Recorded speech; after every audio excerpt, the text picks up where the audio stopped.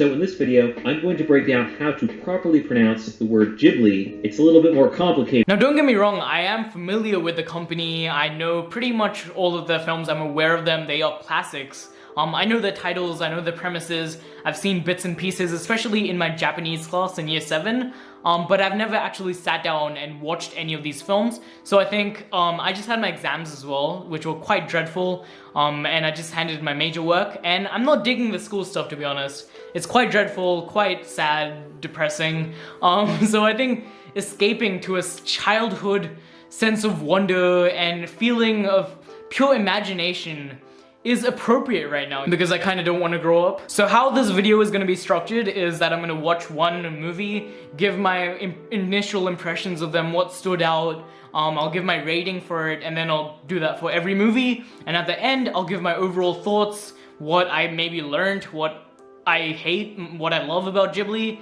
and my ranking of all of the films. And yeah, I'm very excited to see Ghibli movies for the first time. I've been waiting to see Studio Ghibli movies for a long time. I've just always heard about their movies, heard that they're great, especially Spirited Away. Spirited Away has a lot of hype for me. But yeah, I've been waiting to watch these films for years now, and yeah, let's finally do it. Let's finally do our first binge watch of Studio Ghibli now.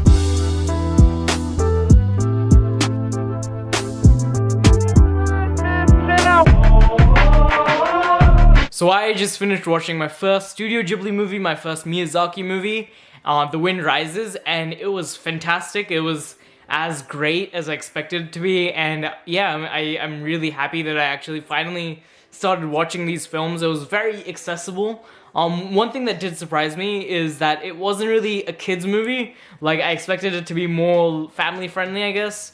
But I don't think any child would be interested in the story, and the relatively slow pace, but I loved it. It was great. Anyways, the story itself is about this World War II dude who really loves planes, and his whole life passion is to make these planes. And of course, being Japanese in World War II, and working for the army isn't pretty much like the best place to be in, so I guess that's kind of the conflict of the whole movie. And also he has this romantic interest, and I think the whole movie has this overarching theme of fate, and it's kind of also reflected in the visuals, interestingly. So there's this shot where the romantic interest is like coughing up blood from her mouth, and the blood goes onto a painting, but it makes a painting look even more beautiful. And the film has this way of making the most like terrible things, and just presenting them in this like wonderful way, saying that, yeah, this might be horrible, but it's life. And that's kind of the whole kind of subtext almost, or like aesthetic message that I got from the film, if that makes sense. But yeah, the animation itself was beautiful like all the time, but my mind was blown during the dream sequences. That was beautiful. The clouds, oh my god, that was jaw-dropping animation. The music was also really nice. I actually kind of recognized the music. I think it was copied in some of the movies I've watched, some like Bollywood movies probably.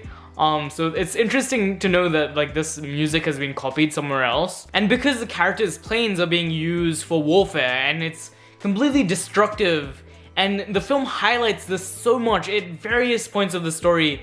It highlights that maybe making these planes isn't morally right.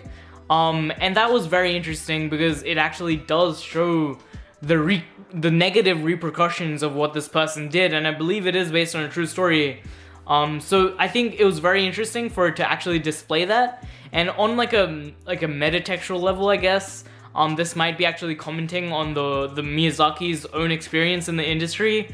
Perhaps he feels that his art has been used in like negative ways. Of course, this is just like a generic first viewing kind of understanding, but I kind of got that vibe from it, with the emphasis on the destruction that comes from these planes, while also showing the beauty of the planes themselves and the artistry within the planes. And wow, the planes were beautiful in this one as well. There's so much to love. One thing that I find really hard to do in animation, or to do well in animation, is to have like a sense of cohesion in the way, the composition and everything. Like have a clear sense of cinematography and stuff, and this film definitely felt like the cinematography was really good, even though there wasn't a camera. But the compositions of the frames were beautiful, and it felt like it was a real camera, because there were moments where you would cut from like close up to outside of the room, and that it was a very interesting cut and used effectively to create a sudden effect within you and make you feel stuff, and that's really important. And I think as an animation, it's just absolutely, I think aesthetically, this movie is pretty much perfect. There's this whole thing in the movie about balancing his kind of passion for planes with his romantic life, and that was also very interesting. Something that we see quite a lot, but still interesting. There was actually this movie called Rockstar that I've seen, and it kind of has a similar subject matter. And like basically at the end, it's a very similar ending. But it's not like a great movie, but the ending, the editing in the ending is something that like has given me chills, and it's probably one of the most memorable edits I've ever seen in a movie. And I don't know, I just related it to that for some reason. What I'm trying to say, I guess, is the ending was really powerful. A character within the film says that an artist only has 10 years of creativity, and that was very interesting, as Miyazaki has been making films for such a long time, and I wonder what that really means and whether he agrees with that character. Since he has had such a prolific career, I wonder what like the true meaning behind that statement is. But yeah, wonderful movie. Definitely check it out if you haven't already. And let's go to the next film.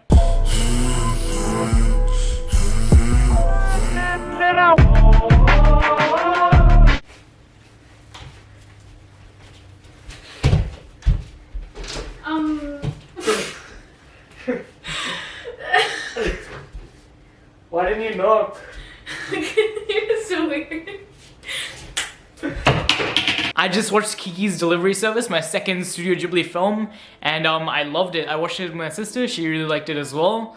And I just thought it would be appropriate to watch with my sister, seeming like it just seemed like that kind of movie. Anyways, it's about this young witch in training and kind of a struggles through the city, and it's basically like the formula that a lot of superhero origin stories follow. I'm not gonna go too deep into what like that means, I guess, but I could make a video about it saying that like how a lot of superhero movies copy the structure of this film, I guess. But yeah, it was really beautiful. There was this whole like damsel in distress thing, but it wasn't the female, which was nice. It was interesting. The male kind of character was the damsel in distress, which was interesting. But yeah, I really liked it. It was pretty like, it was nothing happened that I didn't expect. I think it was pretty like predictable throughout, but it was a fun watch, especially it was much more of a kid-friendly film. I feel like The Wind Rises was more like adult-centered, but I think this is more of a family film. I would watch this with like my younger cousins and stuff if they came over. I think it's a really good movie. I think I might even like it a bit more than The Wind Rises, but I have to be honest, The Wind Rises really like is staying with me over time, so that's a really good thing. I think I might actually, so I'm not sure which one I like better. I will have a ranking at the end of the video and like all of the movies I watched and what I think of them.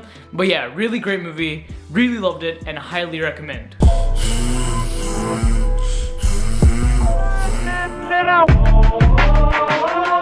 So My Name is Totoro is such a beautiful movie. It's so wholesome, it's so beautiful. The whole thing, when you watch it, it puts you in the state of childhood. When you use your imagination to kind of not only just make the world more interesting, but also process difficult parts in life. And it was really beautiful because it really put me back into that place of innocence. And it was just a beautiful experience. It didn't really have any like it did have conflict, I guess, but there wasn't like your traditional conflict and everything and blah blah blah blah blah, all the things that you're supposed to have in a script, but it still managed to be so entertaining and stuff. And it was such a well-told story, which was so different, and something, it's like truly like something like I've never seen before, even though a lot of things have tried to copy it.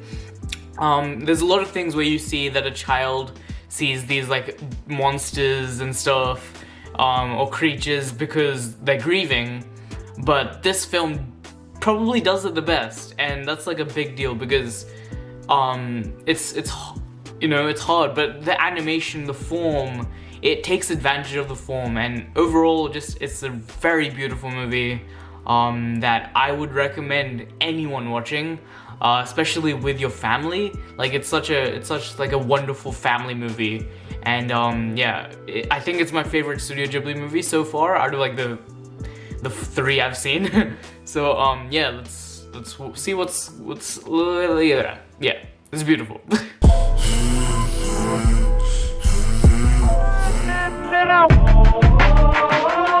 So I just watched When Marnie Was There, and it's probably my least favorite Studio Ghibli movie that I've seen so far. I did still think it was great though. I think it was really good. There were some elements that didn't really make sense to me specifically. There's like a moment in which she's remembering the people that she's staying with, the Odiachis or something. I don't remember their names. And her vision starts disintegrating, and to me that didn't really make sense. But besides that, I did really love the movie. It was really sweet. It was really good, as all of these Ghibli movies have been. The animation was beautiful. The backgrounds, oh my god, the backgrounds were so stunning.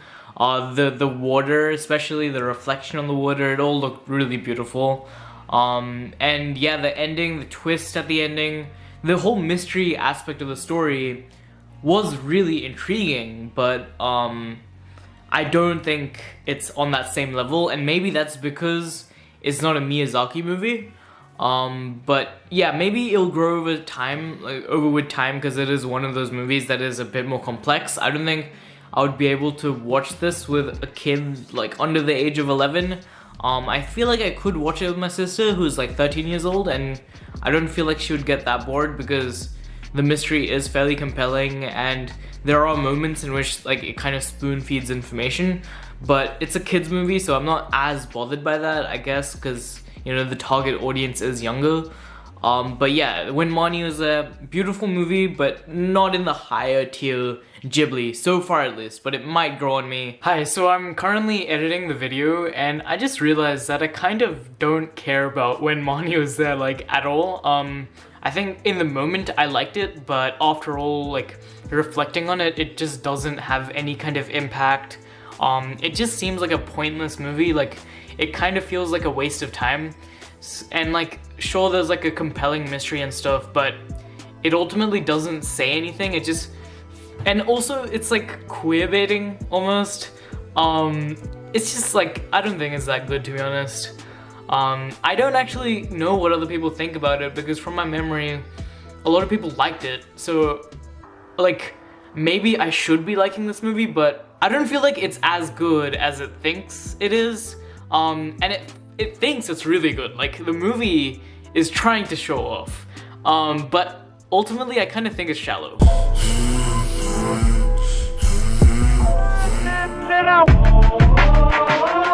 So guys, I just watched Ponyo, and for some reason I didn't expect it to be that good.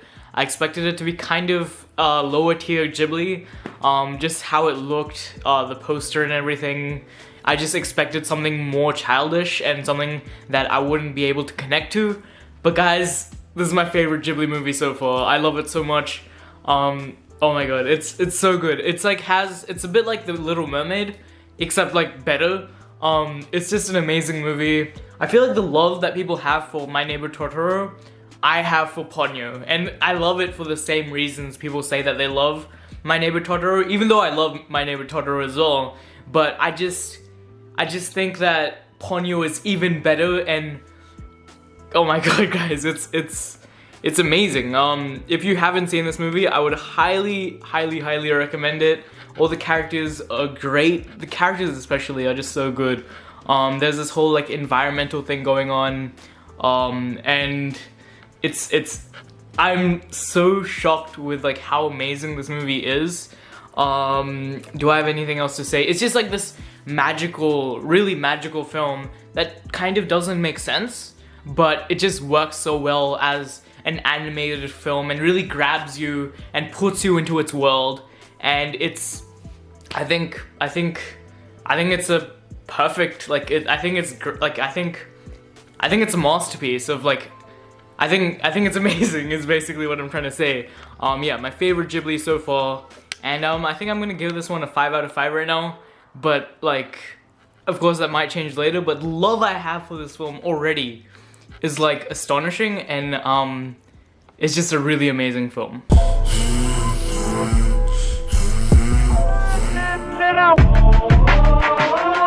I thought Spirited Away would be the last Studio Ghibli film that I would watch, but I couldn't resist. I just jumped into it today, and there was a lot of hype going into it because of course it is the only Japanese animated Oscar Best Picture winner, and it's the highest grossing like Japanese film of all time, I believe.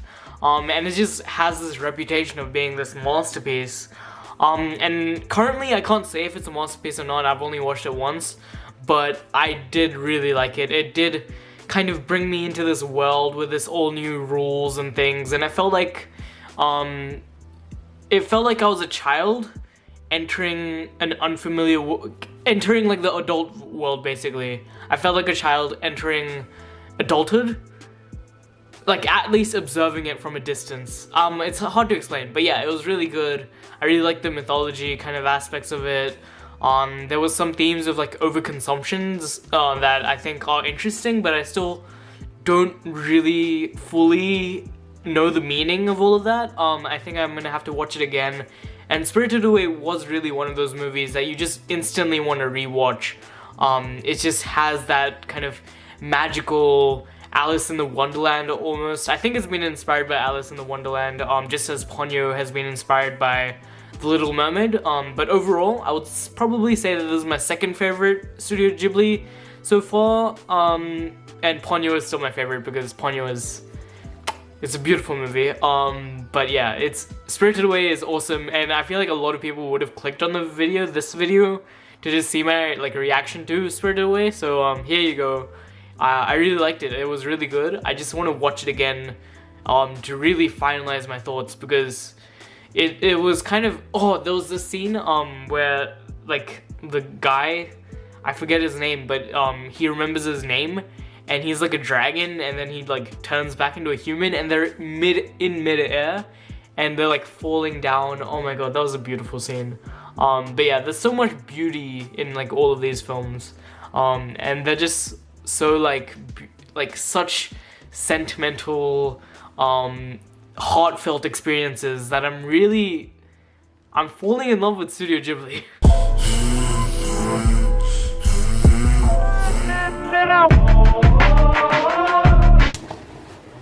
So the way that I would describe The Cat Returns is that it's lower tier Ghibli, but it's better than anything that Illumination, for example, has ever done.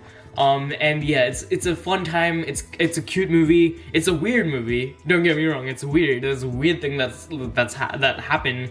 But if you know me, then you know that I'm down for weird stuff in movies. But I think like kids can watch this because most of the weird stuff will just go completely over their head. But yeah, it's a fun little movie with a nice message of just believing in yourself. And I think that's not a problem. And it's a tight 1 hour and 15 minutes, so it's really watchable. Like it's very fast paced. Something is always happening. And if you're gonna watch this with like, if you're planning on watching this alone, maybe it's not worth it. But if you're watching this with like kids, then I think it's a solid fun watch that, you know, is worth watching. But yeah, overall cute movie. Lower tier Ghibli, better than anything Illumination has done ever.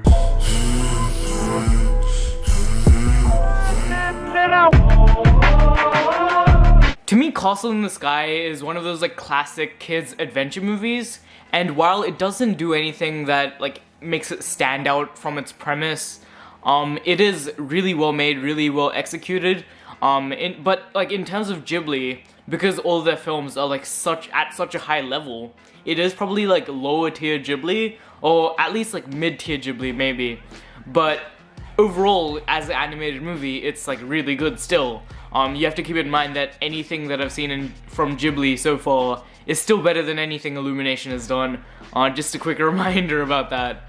But yeah, it was really good, very well made. There was some really interesting things about like environmentalism and stuff, which I think are great. But I don't think it's really such a mind-blowing experience as the other ones are, particularly. I think it's much more basic and follows that basic adventure format that you like kind of are already aware of. So yeah, overall I think it's a good movie, but it doesn't do a lot to distinguish itself and make it stand apart, but it still is like a really good movie, and I would say it is worth watching. And like I didn't get like one of those like surreal cinematic experiences that I've gotten with some of these movies, like especially with Ponyo. That was an amazing experience, but it's still like a wonderful movie, worth watching, especially if there are kids around.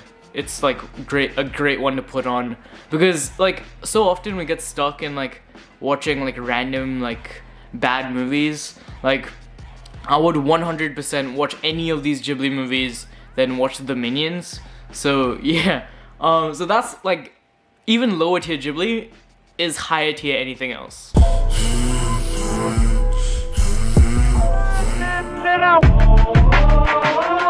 So I just watched PORCO Rosso, and it was a very, very, very good experience. I loved it. It is top Ghibli in my opinion, and it's a very underrated movie because not a lot of people talk about PORCO Rosso, but it's actually like amazing. It's basically the story about a pig who fights during World War I or II. I think it's World War II, or some kind of world war, but he isn't actually in the war. He's just like a bounty hunter, and it's this like wonderful, beautiful story. There's these moments that feel so like surreal. There's this moment like about the afterlife where there's like a lot of planes that are like above the clouds. Oh my god, that was beautiful. And the film, the way that it handles memory is also very brilliant, very smart, it's very emotional. There's a character called Gina, and she has a memory of the first time riding with PORCO Rosso, and when you see that memory and how it's executed, it's so beautiful, and you feel like you're remembering it as well. You feel nostalgic in the same way. And PORCO Rosso is like really just, it's beautiful, it's ambitious, it's weird, which I love, and it's just done by a master. And the directing in this movie is brilliant. Like the fight like sequences with the planes are so well done.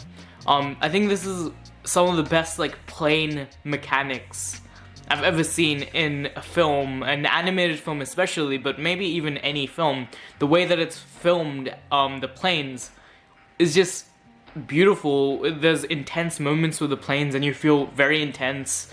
And just the animation in general is beautiful as always, but particularly with the planes, I think so far this is the most heightened and most interesting use of the planes in terms of how they're executed in like with cinematic technique, with the use of various camera angles to really capture that intensity, showing the background, the moving background, to kind of show you how fast the plane is moving, and you know, the characters like animations during their flight. It's just all done. It's a really beautiful movie. I think it's probably the most underrated Ghibli movie I've seen so far, and I love it. Like I love it.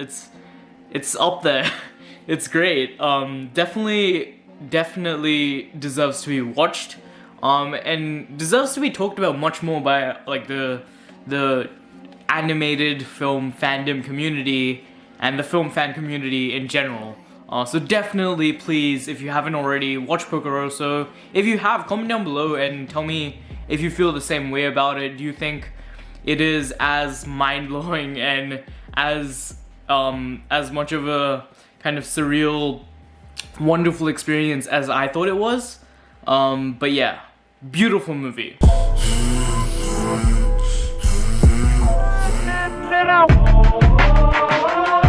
So one thing that I haven't really talked about these Ghibli movies yet is the world building.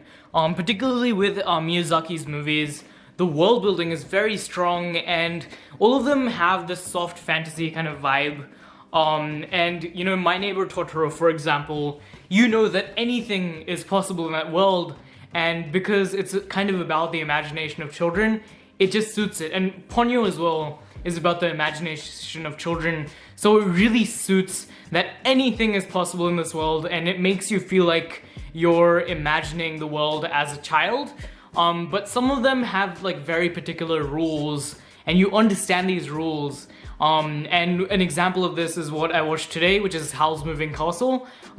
Howl's Moving Castle is a great movie. I really loved it, and the funny thing is that once I finished, I'm having like an ongoing rank of all the Studio Ghibli films, and it actually came out in like the lower half of the Studio Ghibli films, whereas I was thinking it was great, and it is, but it still ended up in the lower half of Studio Ghibli, because so far what I've seen is just amazing. But yeah, Howl's Moving Castle, I love it. If Ponyo is like the Little Mermaid, then Howl's Moving Castle is like a Beauty and the Beast story, basically. And it was really beautiful. It's basically about this young woman in this fantasy world who is cursed to become old, or at least appear old. And when I knew the plot before I watched the movie, and what I expected this to be was a meditation on aging and how, you know, your worldview changes when you age, because it just seemed like appropriate because Miyazaki's getting a bit old, and you know, that's kind of what it seems like it's about because of the premise. But it's actually not about that at all. It's not dealing with aging as a theme at all. It doesn't care about that theme at all. What it does care about is a lot of other things, like the theme of family, and you know, what makes a family, the importance of a soul, and how power actually erodes that soul. And in terms of that, it's amazing. It's a very beautiful movie. The images in this movie, oh my god, the animation is beautiful. I did see some reviews on Letterboxd saying that the animation, especially with the 3D, is a bit clunky, but I entirely disagree. There was not a frame in this movie that I didn't love, and there's some frames that just are quite mind-blowing. But yeah, Howl's Moving Castle is a particularly amazing film, even though it's in the bottom half of Studio Ghibli's kind of list. It's like on the level of higher tier Pixar, and it's a must-watch, guys. It's a must-watch.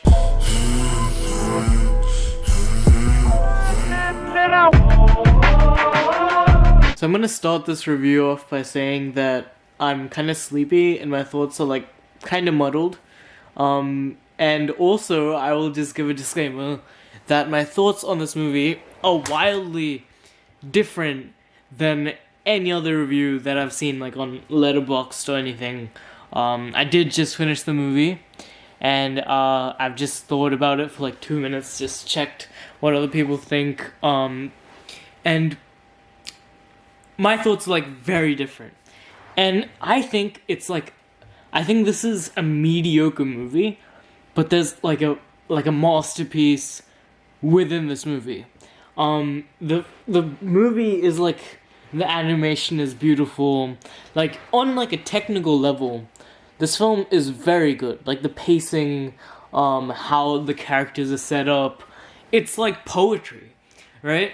And like there's a point in the narrative where things get a little weird. And if you know me, you know that I'm fine for stuff that's weird and challenging. I love that stuff. So there's a point in the narrative that things get a little weird, and then they get a bit somber, and then the characters kind of have to accept that reality of their reality within the somber kind of situation, right? And I think I've said this already, but perhaps the world is not ready for my opinion. I think this movie should have ended with this like bittersweet acceptance and like had like kind of like a Incendies kind of vibe, but animated, and it would have probably been like a 5 out of 5 for me, to be honest. But what this film does is it continues for like another 20 or so minutes, 30, maybe 30 more minutes, and it just wraps everything up in a nice tight box, and there's all of the characters are like their resolutions, like the conflict, it's all like wrapped up too neatly. Like the characters are all happy, and the movie isn't really saying anything interesting. Whereas if it ended on that somber note, this movie would have been one of the most interesting Studio Ghibli films, and one of the most edgy and like controversial Studio Ghibli films. And sure, like it's probably like Studio Ghibli is probably not in the business of making edgy, controversial, things that challenge its audience, except for Ponyo, because Ponyo is very challenging to intellectuals. But besides that, this would have been the most high art, deep Studio Ghibli film if they just ended at that note, that weird, somber, bittersweet note. And okay, if you're going into this movie, I actually do recommend watching this movie, because there's a very good movie, a perfect movie hidden within this mediocrity that it ends up being. And I think you shouldn't read any other reviews. And just don't even check Letterboxd. Don't even check like any other reviews. Just go straight in. Watch From Up on Poppy Hill. I don't even know if I've said the name of the movie yet.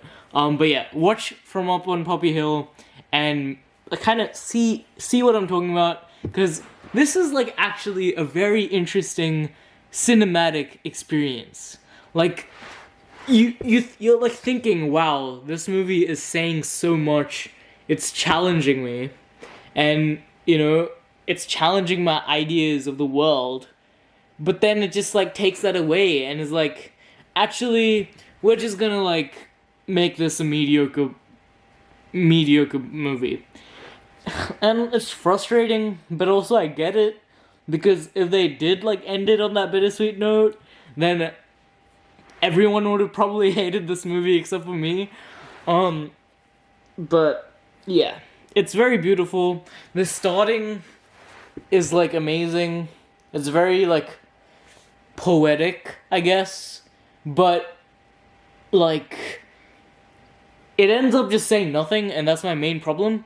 But as you can see, like this review is my reaction is quite long, and that's because I have a lot of thoughts on this film. Surprisingly, I expected this to be like a lower tier, well, it is lower tier Ghibli, but I expected this to be like a forgettable Ghibli flick, but this is not forgettable. This is one of the most interesting, mediocre movies I've maybe ever seen. And like, that's really surprising actually. It was, just imagine Incendies, except an animated Ghibli movie, and that's what this film could have been. Just imagine that. Imagine that beauty. Anyways, you probably kind of think I'm crazy now. So, let's watch another one.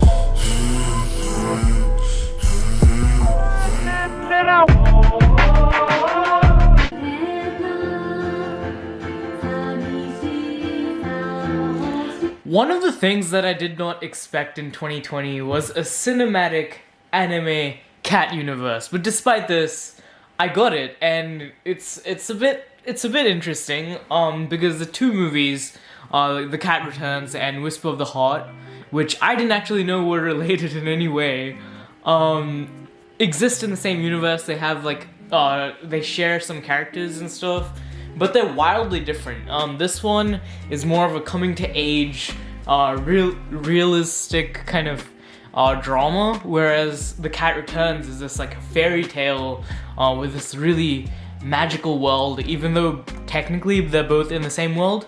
There is an interesting perspective to look at the other movie now. as it kind of being the creative piece that the character in this movie, The Whisper of the Heart, actually writes at the end. That's definitely a possibility. Now about the film itself, it has a lot of sweet moments. It just ended on a very sweet moment that it's hard not to at least like this movie. And I think it is a pretty likable movie. I do think it would have worked better as a live action movie because they didn't really take advantage of the like animation form. Not that every like animated movie has to, you know, be mind-blowing in terms of its form, but like I just didn't see the purpose of it being animated. And I think because it was animated, they could have done some things that express the creative experience in a more visual way, because this film is about the creative process and kind of getting to know that, especially in the beginning, and the coming to age of an artist, basically, is what this movie is about, which totally unexpected. I thought it was going to be a normal Ghibli fantasy. The poster looked like it had a witch, so I expected a witch tale, but yeah. So yeah, I think it would have worked better as a live action film. Also, the film is like way too long in my opinion. It could have been cut down 30 minutes, and I don't think this is a problem in the editing, even though probably like it is a problem in the editing, but mainly it's a problem with the script. And I just think the script is like very slow. It takes its time to do certain things, and normally when films do that, they're trying to set up a particular atmosphere, a particular vibe, but this doesn't really do that. It's just doing it because it's like the easiest way to tell the story. Whereas if I think the screenwriter had a bit more experience, they could have shortened the length to like maybe an hour 25, whereas right now it's like an hour 50, and I think that would have actually given it a strong pacing. But yeah, the film is filled with all of these sweet moments, and the coming to age story itself is interesting because you don't really see. I've not seen a coming to age story of an artist in particular. Honestly, in the first hour of this film, or like the first 40 minutes, I was not engaged at all. I kind of thought it was boring, but like as it got along, I kind of got attached to the characters, their romance, and stuff, and kind of the whole journey of the character. But at the start, it's very like melodramatic, very like high school kid problems, or middle school kid problems, I guess. I don't know what Japan's education system is like, but it was very like, oh my god, this person has a crush on me, and then this person has a crush on me, which I get, like, when you're that age, like, that is like a legit like thing you're worried about, but I just couldn't find myself to care.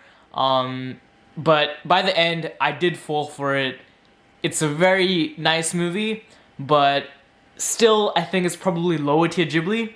But yeah, I think it's a good movie that could have been improved quite a bit. And I would say it's worth a watch, even though it's not as interesting as some of the other Ghibli movies.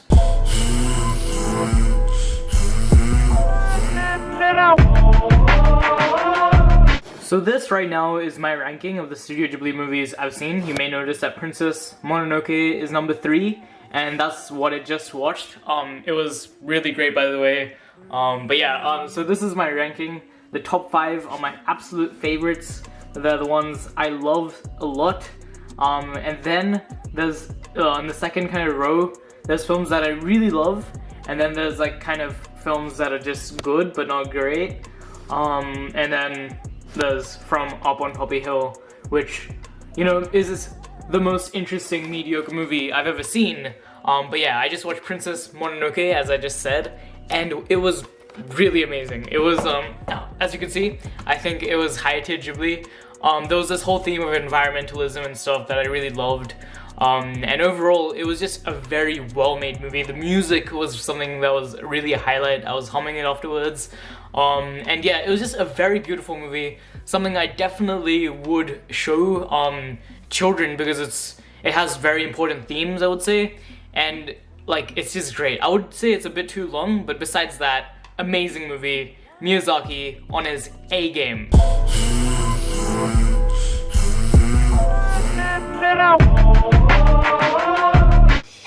What on earth are you doing? No, just tell we're spring cleaning.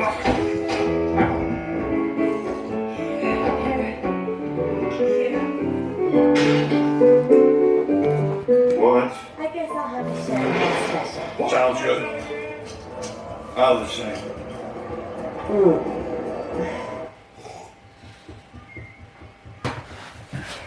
Oh, what are you still? This was a really good movie, My Neighbor Yamadas. I really liked it. Izuo Takahata is apparently a really good director, so I was excited to watch this. I think this is the first Takahata film that I'm seeing, and I've seen a lot of videos on YouTube on how he's underrated and kind of overshadowed by Miyazaki, but still deserves a lot of praise. So I was excited to check this one out. And yeah, it was really good. The style was really ballsy. Like it was clearly very courageous, using the simplistic style that kind of just looks like hand-drawn, like really like basic hand-drawn animation on paper with like watercolor. But it was still like beautiful. The way that the emotions were expressed was just like so nice. There was this whole thing where you would see the blossoming tree.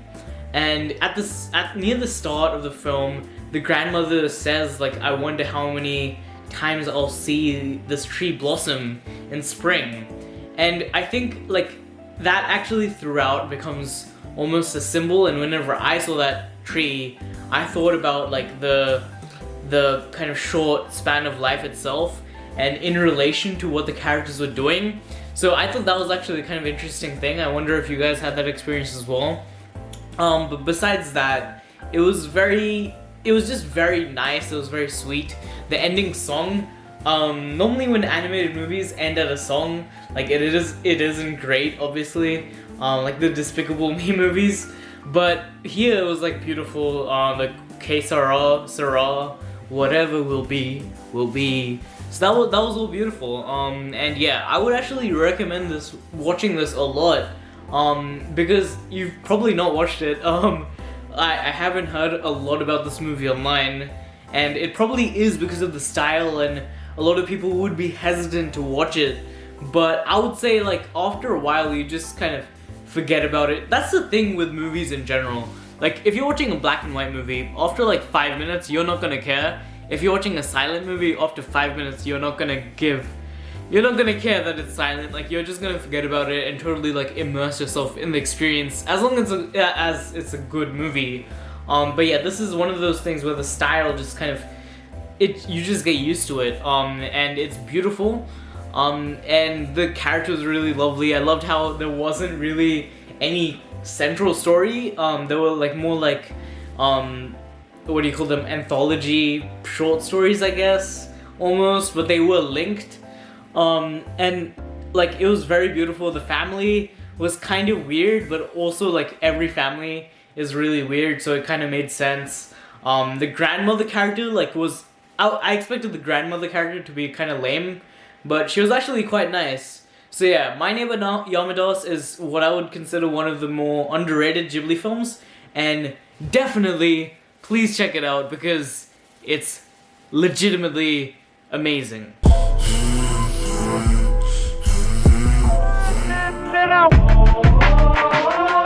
So Ocean Waves was pretty bad, I think. I was not impressed with it at all, and it is in fact my least favorite Studio Ghibli film, and one that I would actually call bad.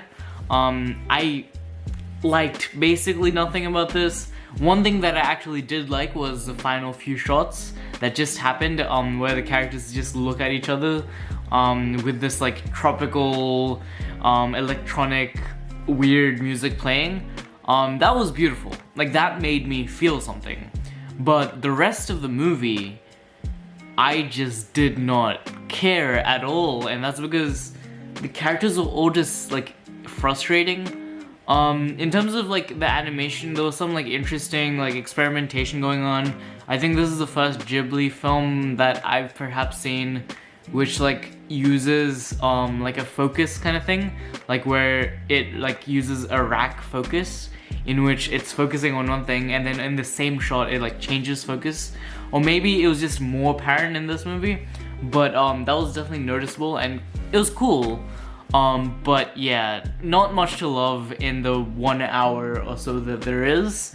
And even though it is pretty short, if you are doing a Ghibli binge, I personally would not recommend Ocean Waves.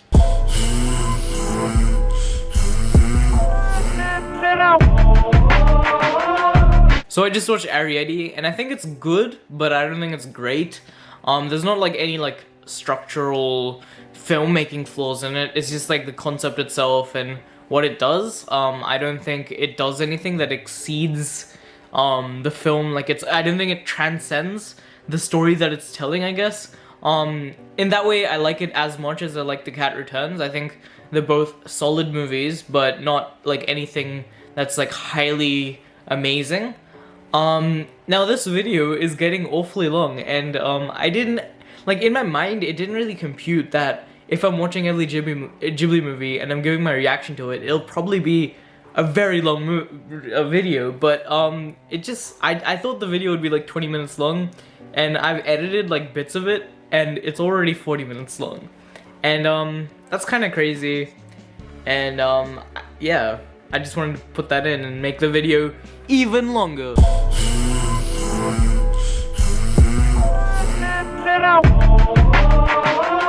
So I just watched Only yesterday and it was amazing. It was beautiful. It's another Takahata movie and I loved it. I think I like it a bit less than Yamadas, but I still like it a lot. And one problem that I did have, a small little problem, is I think they rotoscoped the animation, and that's not a problem in itself. That's actually kind of good to get more realistic animation if you're going for that.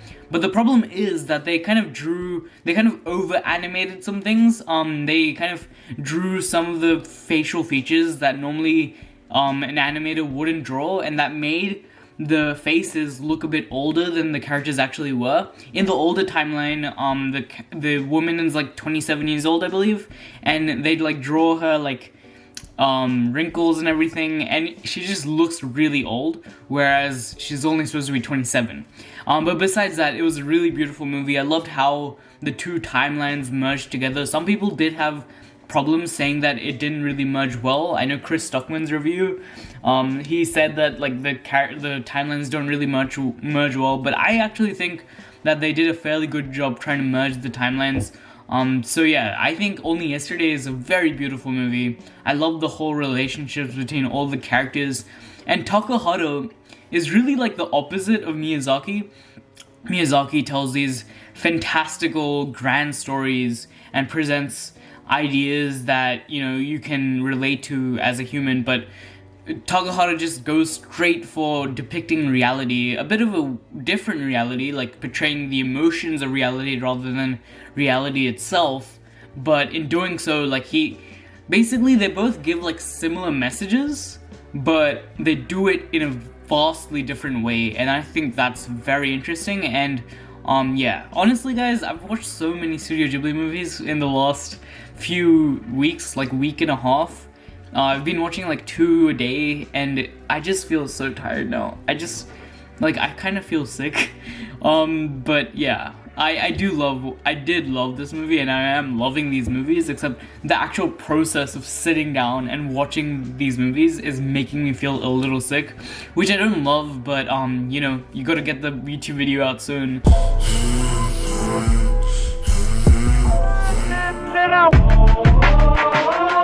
So I just watched PORCO and it was good. It wasn't like great, even though there were like a lot of good moments. The ending was really sweet, really nice.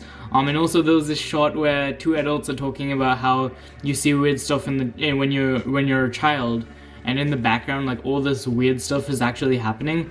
It's just all one shot, and that was beautiful. But besides that, like, the movie is 2 hours long, but it feels way longer. It was kind of a struggle to get through, to be honest, and I didn't really connect to the characters that much. I feel like the characters could have been developed a lot more, but it was like a good movie with like smart ideas, and I would say if it was more interesting, it would be a good movie for kids to watch. I just think mainly it's just way too long, and like the start is actually pretty interesting. The first like 50 or so minutes are like pretty engaging. I was actually pretty into it. It was like, you know, shaping up to be one of my favorites, and then after a while it kind of lost its steam, and then it kind of got back up at the end. So yeah, good movie, not great, in my opinion at least. But I would say if you're like going into Ghibli, it's probably worth watching because the message and stuff is like very nice, and it's a pretty smart movie.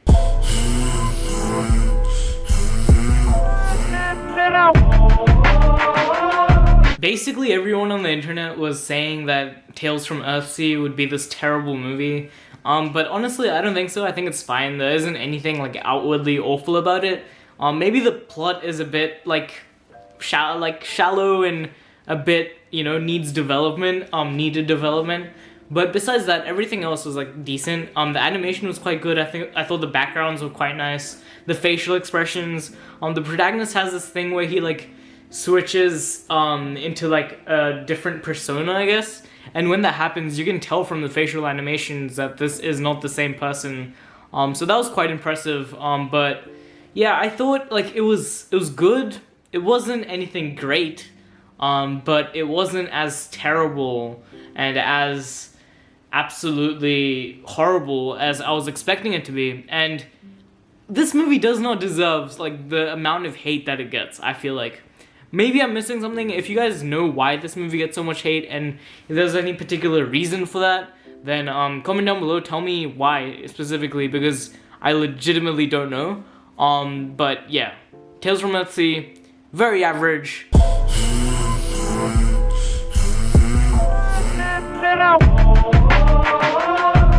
I expected Ponyo to be my favorite Ghibli film, but The Tale of the Princess Kaguya is giving Ponyo a little bit of a run for its money.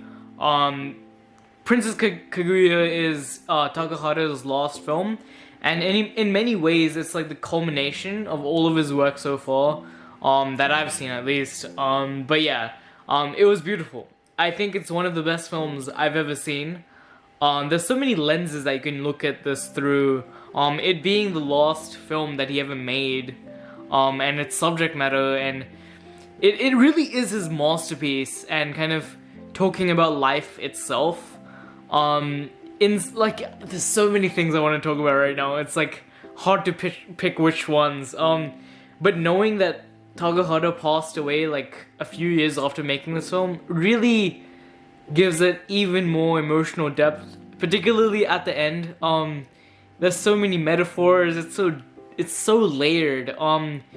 And it also, in the way that Inside Out does, makes you appreciate negative emotions.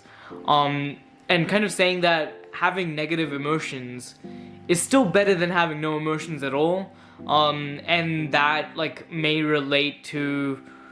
also relate to like you know, getting more money, because once you get more money, you want to, like, most people in life want to have happiness, or they say so, but I think most people in life actually are trying to get less sad, I guess.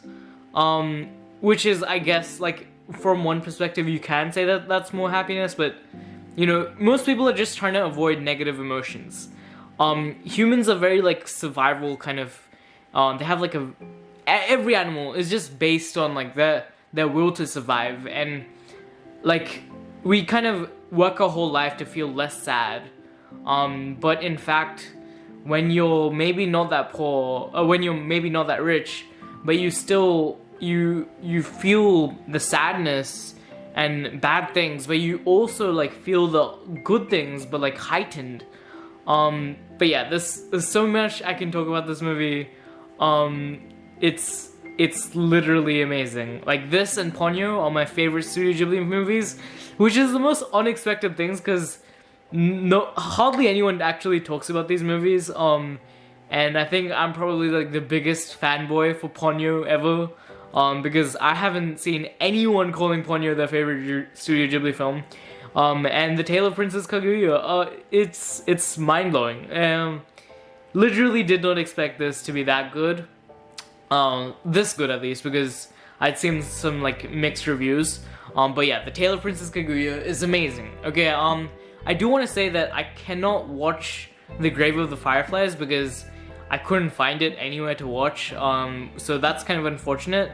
Now we're gonna watch Nausicaa, I think it's called, which is the last Miyazaki Ghibli film that I'm gonna see, and then we're gonna be done. We're gonna be done with this whole thing, and I'm excited to finally get it over and done with. It's been a week and a bit, and I just feel very, like, watching the Princess Kaguya has kind of like heightened my spirits a bit, but I was kind of like feeling like I've watched too many movies. My eyes kind of like hurt, but yeah, I kind of feel sick, so I'm excited to like stop watching movies for a couple of days, to be honest. But Princess Kaguya is making me like fall in love with movies again, and after I watched this movie, I audibly said wow. Like I literally said it, and I definitely cried during the movie, and please watch it. It's amazing.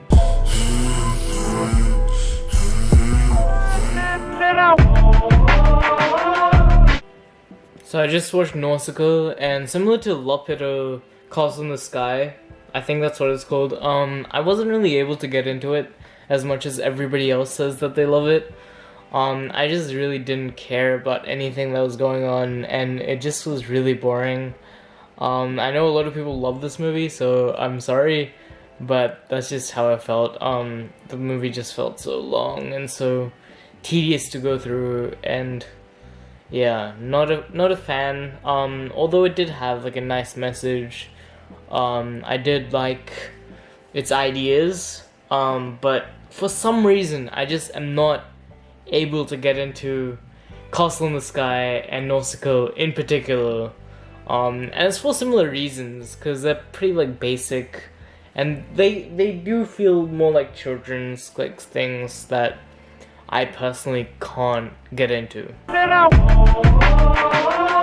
Hey guys, so it's been a day since I finished watching all of the Studio Ghibli movies. Yesterday particularly, I watched 5 movies, which was insane. I don't think I've watched that many movies in a day before. Maybe I have, but I don't think so. And it was crazy. In the last week, I watched like 21 movies. And honestly, I'm really happy that it's over. I just want to spend like 2 days just not watching any movies. But yeah, it was really fun. Ghibli is something that is like a must-watch kind of studio. All of their movies have a certain amount of quality. Even the ones that don't have a lot of quality, most of them have something interesting about them.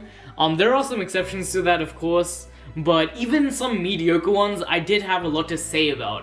One thing that I was really surprised by was Ghibli's strong female characters. In terms of strong female characters, I think Japan is actually way ahead. I'm sure that there is, like, I've seen some anime where the female characters are, like, over-sexualized, but in Ghibli, like, they are, like, authentically the main characters, and that was really awesome to see, and something I totally wasn't expecting. But of course, there are also strong male characters, in particularly movies like The Wind Rises. You know, you just have all these wonderful characters. The animation itself is amazing. The animation, beautiful, particularly when Takahata, Azio Takahata experiments with his animation. That was brilliant, and I think Takahata honestly deserves more praise. I think he's one of the best animation directors to ever live, and seeing The Tale of Princess Kaguya, it was just such an emotional experience.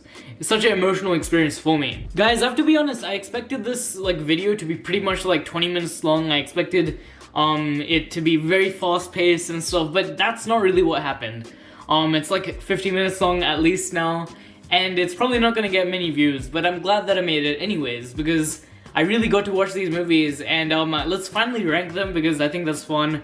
I have not seen Grave of the Fireflies. That's the only one I have to watch still, and I just had no way of watching that, so I'm very sorry, but that's just something that I have to deal with, and I'm really kind of sad about. But anyways, so this is my ranking of the Studio Ghibli movies. This ranking may be a bit divisive. The fact that Spirited Away isn't #1 may piss a lot of people off, because you know, that's just kind of known to be the best Ghibli film. And honestly, Spirited Away is a movie that I expected to be #1, and I think I have to rewatch it before I finalize my thoughts on it, because I do like it a lot, but I don't think I love it like right now as I expected to, because everyone I know loves this movie, and I think I have to watch it again and kind of fall in love with it in like a long-term sense. But yeah, let's start with let's start with the top. The Tale of the Princess Kaguya. I totally did not expect this to be my favorite. I really was expecting Ponyo to be my favorite throughout, especially because I saw Ponyo so early on. But yeah, The Tale of the Princess Kaguya was such an emotional experience, especially knowing that it was Takahata's last movie. It just broke me in every way. Ponyo is number 2, and Ponyo is just this very sweet, cute movie that is actually saying a lot as well. If you look at the environmentalism kind of thing, the fact that the boy takes care of this fish who turns into a human, there's a lot of things you can actually read into that.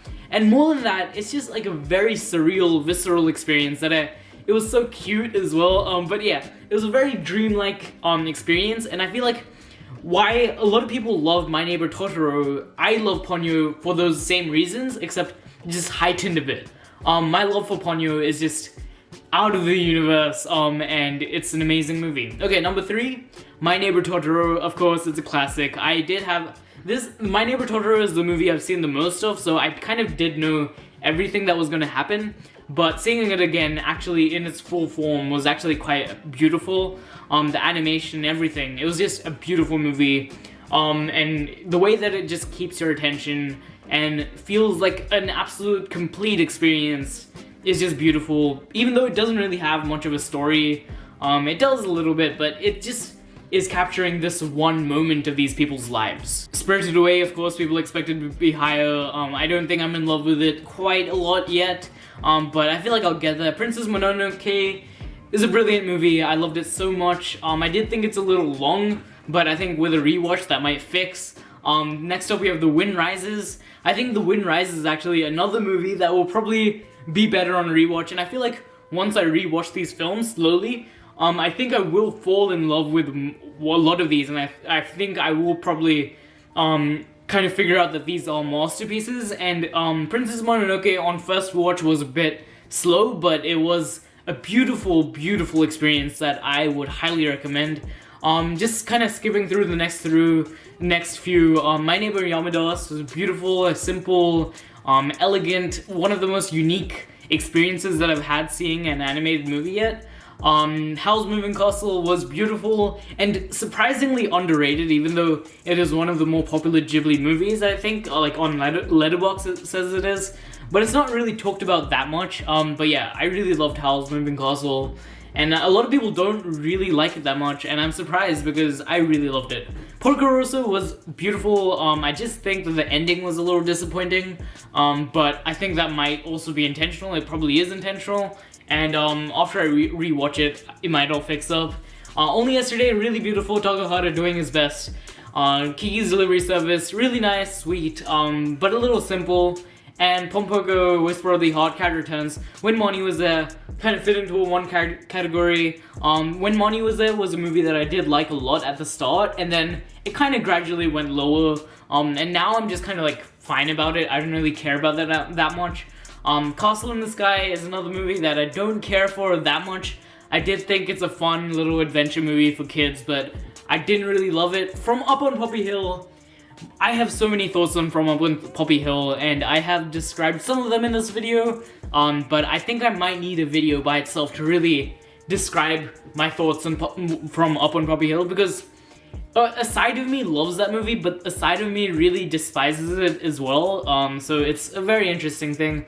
Tales from Earthsea I think was good, not as bad as everybody said it was gonna be, and not anything great. The Secret World of Ariete was kind of just forgettable. It was just kind of borderline, just mediocre adventure kind of stuff. It was fine. Nausicaa, The Valley of the Wind was something I couldn't personally get into. I thought it was really boring. Yeah, I just did not, I just didn't get into it. I don't know. And the worst one was Ocean Waves, which was kind of really terrible. But yeah, that's my ranking. Yeah, I'm really tired now, and yeah, if you guys like this video, make sure you like, comment, subscribe, all that good stuff. thank you so much for watching. If you actually watched this whole video, I kind of feel sorry for you. But you know, if you haven't watched any of these Ghibli movies, particularly the ones that I did rate higher, I do really recommend it. I think you'll fall in love with them.